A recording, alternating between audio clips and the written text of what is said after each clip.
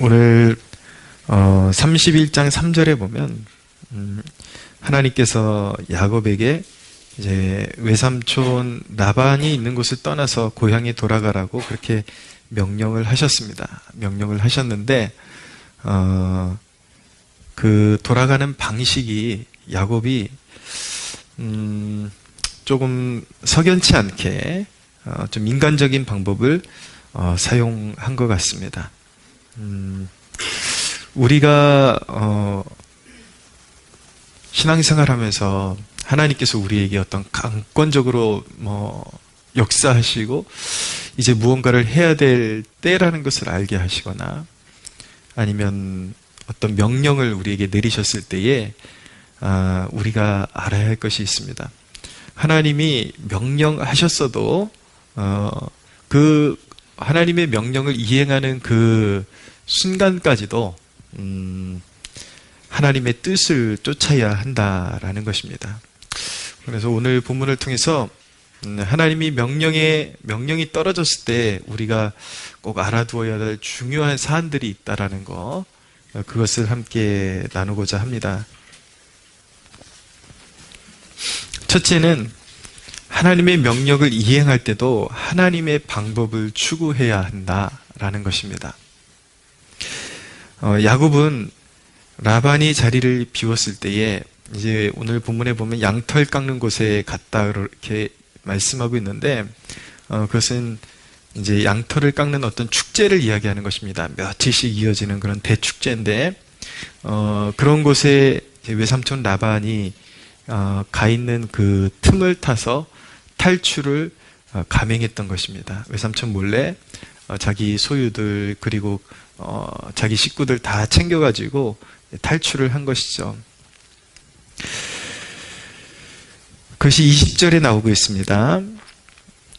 라반에게 말하지 아니하고 가만히 떠났더라 라고 말씀하고 있습니다. 우리가 질문해 봐야 되는 것은 이것입니다. 과연 라반에게 말하지 않고 떠나는 것이 하나님의 뜻이었을까? 과연 그렇게 처신하는 것이 야곱에게 합당한 것이었을까? 이런 질문을 해봐야 합니다.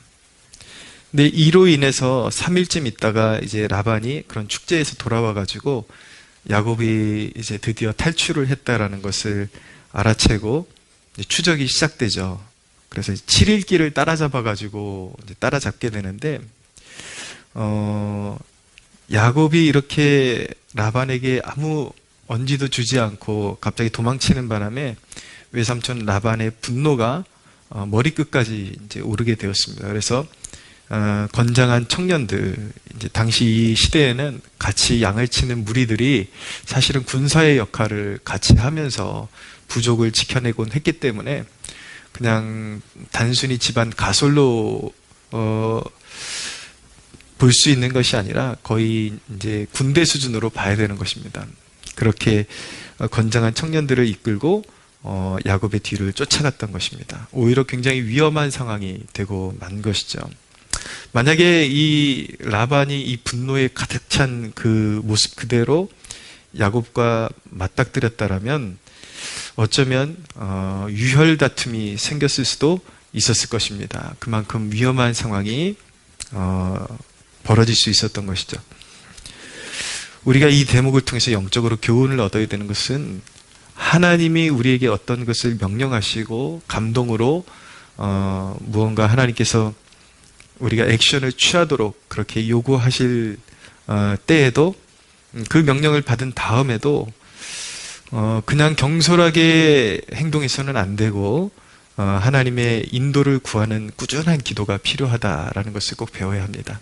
하나님이 무언가 감동을 주셔도 인간적인 섣불리 판단하고 섣불리 행동을 취하기보다는 끊임없이 이것을 그럼 어떻게 하나님 이행해야 될까요?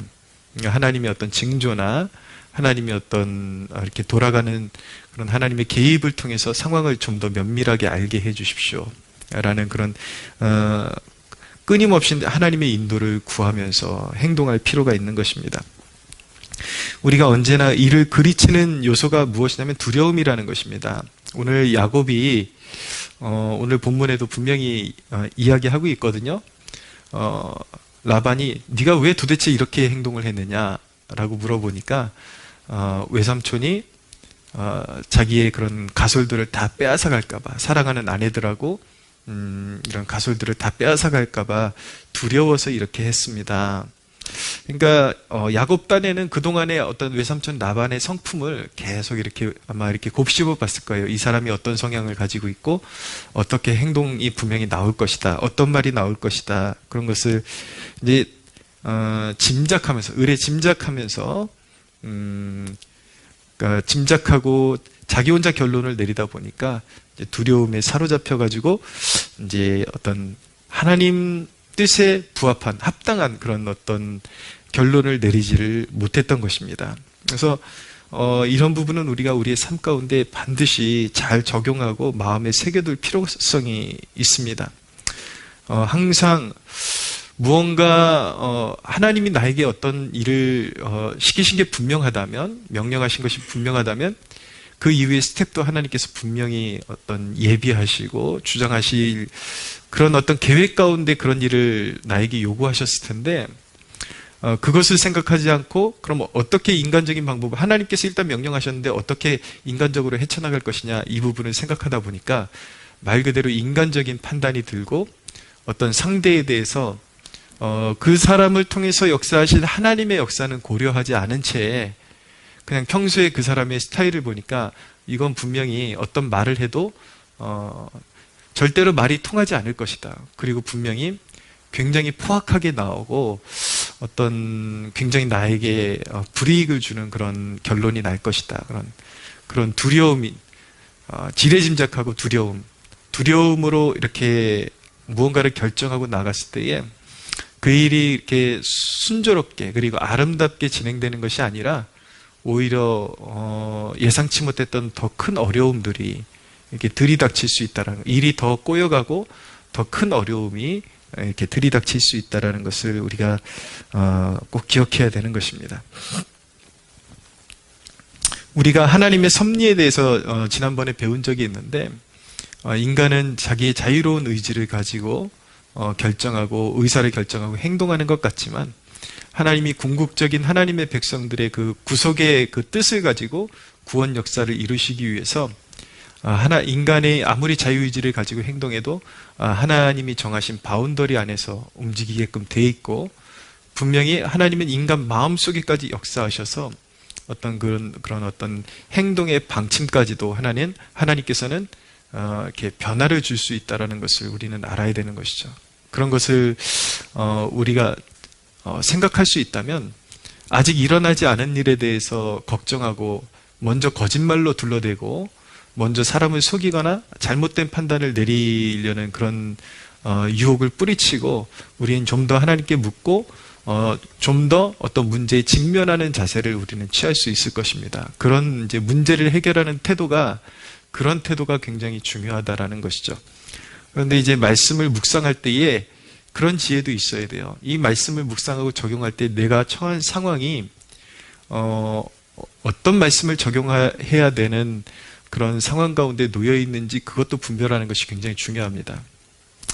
물론 제가 극단적인 예를 들어서 그런 어리석음에 빠지지 말아라, 이렇게 제가 경고 차원에서 드리기 위해서 조금 극단적인 예를 하나 드리는 건데, 만약에 북한에서 탈북하는 그리스도인이 정직하게 도망쳐야 돼, 그래서 이런 일을 인민군한테 가서 상의를 한다면 좀 말 같지 않지만 어떤 의도로 제가 말씀드린지 아시겠죠? 하나님의 말씀을 적용하는 것도 굉장한 지혜가 필요한 것입니다. 내가 처한 상황이 어떤 것인지, 북한에서 이제 넘어오려면 아무도 모르게 넘어와야죠.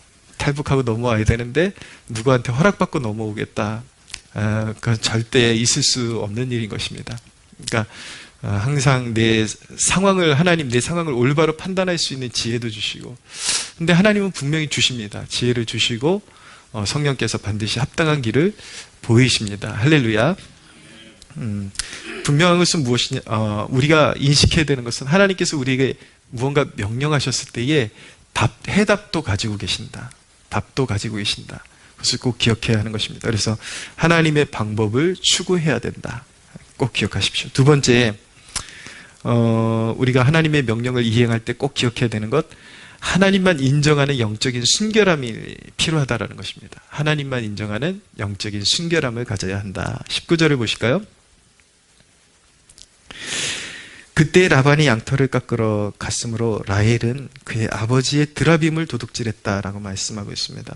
야곱의 사랑하는 아내 라헬이 이제 급하게 도망치면서 가장 먼저 챙긴 게 무엇이었냐면 자신의 아버지 라반이 매우 소중하게 여기던 우상, 이 손바닥만한 드라빔이라는 것은 이 손바닥만한 우상입니다. 자료를 찾아보면 그걸 가장 먼저 라헬이 챙겼어요. 우리가 먼저 짚어야 되는 것은 하나님의 말씀인 성경은 변화받은 하나님의 자녀들에게 분명히 도둑질하지 말라고 말씀하고 있습니다. 남의 성과를 함부로 가로채도 안 되는 것이고, 불이한 유익을 위해서 속이고 금전적인 유익을 취하거나, 그래서는 안 되는 것입니다. 근데 이 대목에서 라헬의 심리를 좀 엿볼 수가 있어요. 라헬이 왜 드라빔을 먼저 챙겼을까? 먼저 라헬은 당장의 위로를 원했을 것입니다. 드라빔은 어떤 의미를 가지고 있냐면 그 가정의 수호신이거든요. 지켜주는 수호신. 근데 이제 먼 여행을 떠나고 라헬이 한 번도 가보지 않은 세상으로, 세계로 이제 발을 내딛는데, 야곱에 의해서 여호와 신앙이 분명히 있었을 거예요. 어떤 하나님을 향한 신앙이 있었겠지만 사실은 사람이 다급해지면 보이지 않는 하나님보다 손에 쥘 수 있는 그 위로가 더 중요하게 느껴질 때가 있는 것이죠.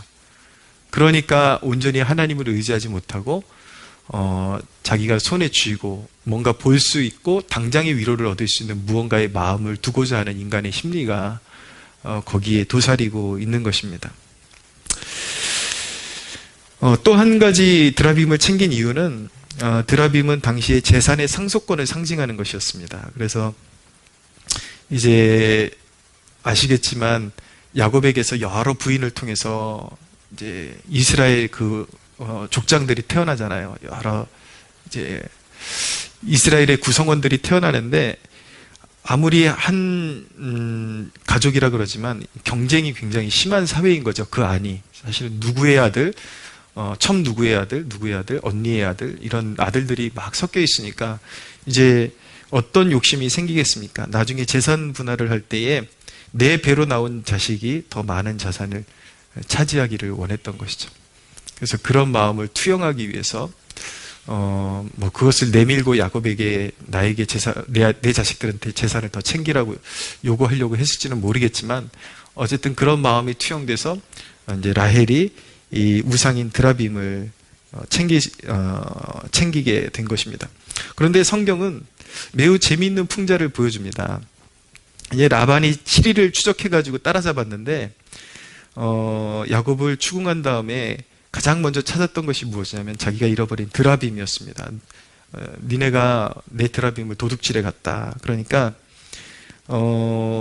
이제 라반이 온 가족들 묶고 있는 장막을 이렇게 다 수색을 하죠. 수색을 하는데 이제 라헬의 장막의 차례가 되었는데 오늘 말씀해 보니까 라헬이 그 우상을 낙타 안장 아래 놓고 자기가 깔고 앉아 있었다라고 표현하고 있습니다. 이 대목이 아무것도 아니지만 지금 생리 중에 있는 여자가 이 우상을 깔고 앉아 있는 이 대목을 이렇게 풍자하는 것은 굉장한 참 우상을 성경이 굉장히 우스꽝스럽게 표현하고 있는 것입니다. 그것은 무엇이냐면 우상은 정말 헛된 것이고 아무것도 아니고 아무리 그것을 의지해봤자 거기서 어떤 보호나 거기에 능력이 나타나는 것이 아니라는 것이죠. 오히려 우상은 사람이 훔쳐갈 수도 있고 깔고 앉을 수도 있는 아무것도 아닌 존재라는 것을 성경이 이렇게 말씀하고 있는 것입니다. 인간이 하나님이 아닌 것을 통해서 축복을 얻으려고 하고 보장받으려고 하는 그런 모습이 사실은 자기 스스로도 그런 보장할 수 없는 아무것도 보증되지 않는 그런 것을 의지하는 어리석음이라는 것을 성경이 말씀하고 있는 것이죠. 여러분, 하나님의 명령을 따를 때는 오직 하나님만 의지해야 하는 것입니다. 할렐루야. 네. 여러분, 아브라함을 떠올려 보세요. 아브라함이 어떻게 떠났습니까? 아브라함이 내 친척과 본토 아비집을 떠나라 그러니까 뒤도 돌아보지 않고 가솔들을 챙겨가지고 다 떠났는데, 한번 상상을 보자고요. 아브라함이 하나님의 말씀을 듣고 떠나면서 뭔가 불안한 거예요. 잘못되면 돌아올 길을 좀 예비해 놓고 싶어. 그래서 막 이웃들마다 다 돌아다니면서 혹시 내가 떠났다가 돌아오면 내가 잘 집 좀 마련해 달라고, 하루만 재워달라고, 이렇게 어딘가 믿을 만한 구석을 다 예비해 놓고 떠났더라면 아브라함은 믿음의 조상이라는 그런 어떤 명칭에는 어울리지 않는 그런 존재가 되었을 것입니다. 아브라함이 아브라함인 이유는 하나님이 떠나라고 말씀하실 때에 그 어떤 믿을거리도 준비해 놓지 않고 그냥 말 그대로 순수하게 말씀을 따라 떠났다라는 것이 그의 믿음의 그런 훌륭한 믿음의 발자취를 증거하고 있는 것이죠. 여러분, 믿음은 말씀을 따라 떠나는 것입니다. 하나님 외에 아무것도 의지하지 않는 것입니다. 제가 가끔 개인사를 이야기하는 것은 굉장히 부담스러운 것이기도 합니다. 너무 사사건건이 우리 속에 있는 걸 다 이렇게 드러내는 것이 어떻게 보면 또 마음이 곱지 않은 사람들한테 그런 내용이 들어가면 다 가십거리가 돼버리니까. 그렇지만 저는 어떤 하나님의 말씀을 전할 때에 어떤 형이사학적이고 이걸 어떻게 적용해야 되지? 막 이런 의구심을 남겨두는 것보다 바로 여기에 딱딱 들어맞는 말씀이야, 이걸 여러분들에게 전해드리고 싶은 거예요. 저희 아내가 암투병 했다라고 말씀드렸고, 암투병 하면서 오랫동안 다니던 회사에서 이제 퇴사를 했다라는 말씀 드렸어요. 근데 이제 암투병, 이제 그 기적적으로 암이 완전히 완치되는 그 부분까지 여러분들이 다 이제 간증을 들으셨죠. 근데 그 다음 스토리도 있는데, 아내가 이제 100% 이제 완치가 되고 나니까 대두되는 문제가 뭐냐면, 그 완치되는 과정까지 하나님께서 우리 교회 목회와 우리 가정의 생활에 필요한 모든 제반사항을 기적적으로 계속 공급해 주셨어요. 근데 이제 아내가 이제 딱 모든 치료 과정이 마치고 나니까 그런 어떤 재정적인 흐름도 좀 이제 주는 것 같고 그런 흐름이 보여가지고, 근데 딱 때마침 그런 유혹이 오는 거예요. 우리 가정의 흐름이 그렇게 되니까 다니던 회사에서 다시 전화가 와가지고 회사 다시 나와라. 그러니까 이제 잘 대우해 줄 테니까 다시 나와라. 이거 지금 이 순간까지 제가 아내에게 제 속마음을 한 번도 얘기해 본 적이 없습니다. 그때 제 마음이 어땠는지. 그때 제 마음이 어땠냐면, 이 기회를 잡아가지고 갔으면 좋겠다. 솔직히. 갔으면 좋겠다. 막 상황이 어려워지는 것보다 아내가 가면 그래도 생활이 조금 여유가 생기니까 아내가 가면 좋겠다. 근데 한마디도 입에 안 꺼냈어요. 말을 내뱉지는 않고 아내가 그때 한 말이, 여보, 나도 이제 하나님의 역사를 보기 시작했고, 하나님이 우리가 목회에만 전념하면 하나님이 길러주신다라는 확신이 생겼어. 경험했고. 나 안 갈래. 네. 그게, 제가 그랬죠. 역시 당신은 훌륭하다. 역시 당신 어디서 이렇게 믿음이 생겼냐. 진짜 너무 훌륭하다. 그럼 당연히 하나님이 어떤 분이신데 우리 하나님이 당연히 책임져 주시지. 그 믿음 존중한다고 말은 그렇게 했는데 속으로는 이게 좀 한숨이 푹푹 나오더라고요. 솔직히 한숨이 나오고 어쨌든 그랬어요. 근데 역사를 지내놓고 보니까 우리 아내의 믿음이 이겼습니다. 할렐루야. 네. 그 믿음 하나님이 높이 사신 것 같아요. 정말 신실하게 이끌어 주셨습니다. 제가 지금 드리는 말씀의 요지를 아시겠습니까? 믿음은 어떤 믿을 만한 수를 보고 배를 띄우는 것이 아닙니다.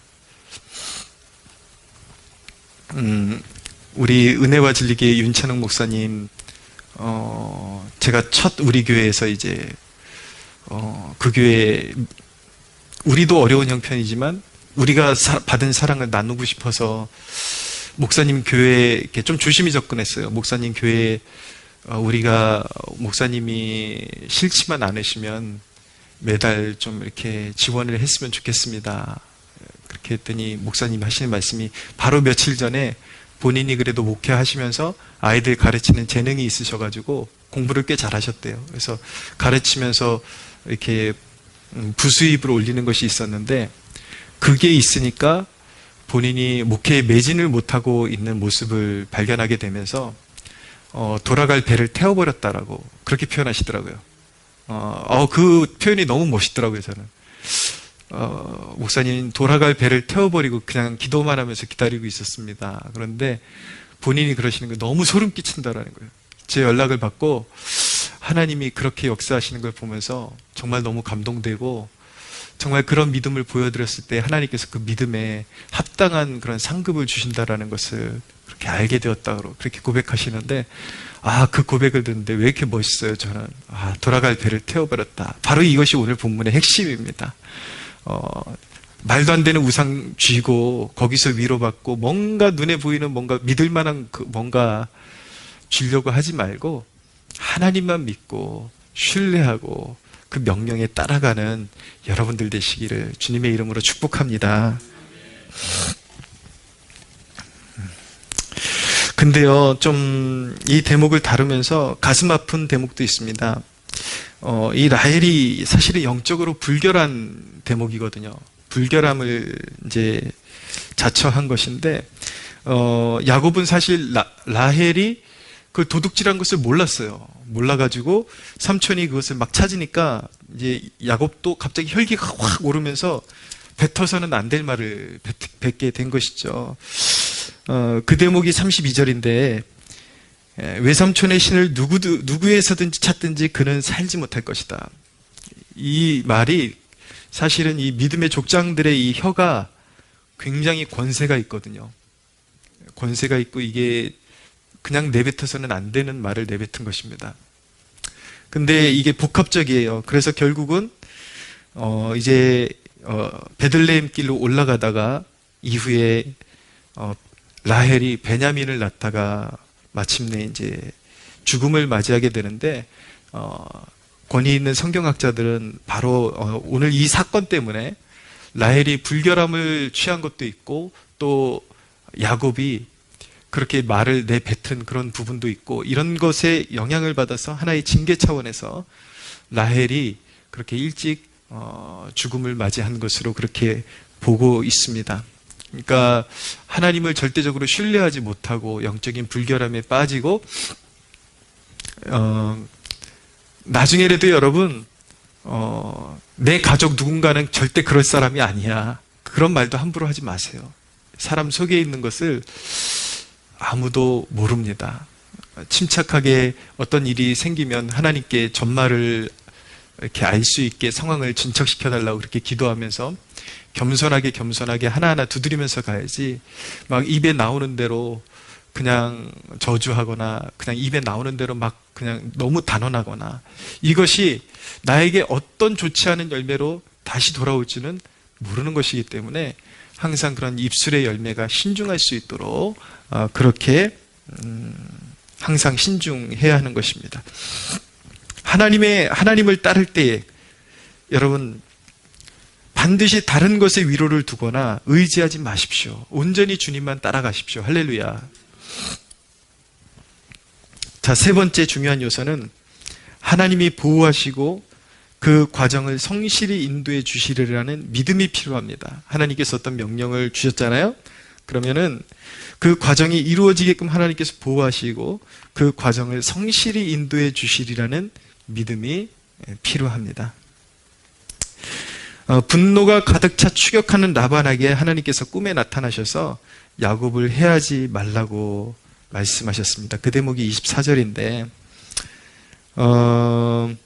비록 야곱이 선택한 방법이 매끄럽지 못해서 위기를 자처해야 했지만 하나님은 야곱을 지키시고 보호해 주셨습니다. 오히려 이 대목을 통해서 야곱이 취한 행동이 잘했다라는 결론에 도달하게 되는 것이 아니라 하나님께서 야곱이 잘못해도 이렇게까지 지켜주시는데 야곱이 하나님을 신뢰하고 올바른 방법을 구했더라면 아마 더 좋은 길로 인도하셨으리라는 확신을 얻게 되는 것입니다.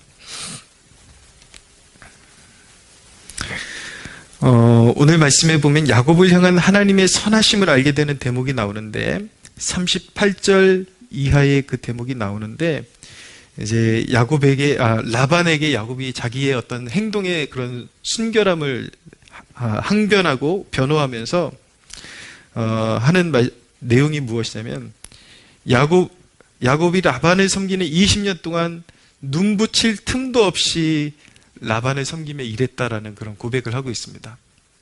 그리고 또 한 가지 라반이 10번이나 야곱을 속였을 때에도 참고 일했다. 이 대목을 어필하고 있습니다.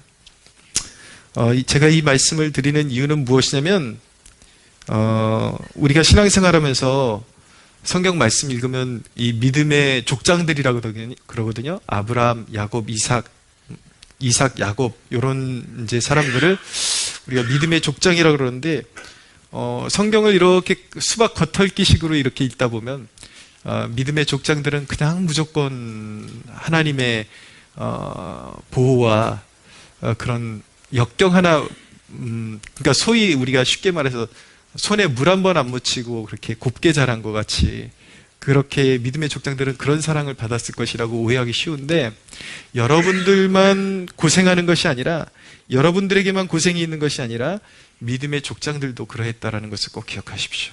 정말 20년 동안 잠도 제대로 못 자면서 그렇게 종처럼 일한 사람이 바로 야곱이었습니다. 10번이나 속임을 당하면서도 그 중간중간에 얼마나 뛰쳐나가고 싶었겠어요. 여러분 생각해 보세요. 여러분들 성격 같으면 벌써 한 50번은 뛰쳐나갔을 거예요. 근데 참았다라는 것이죠.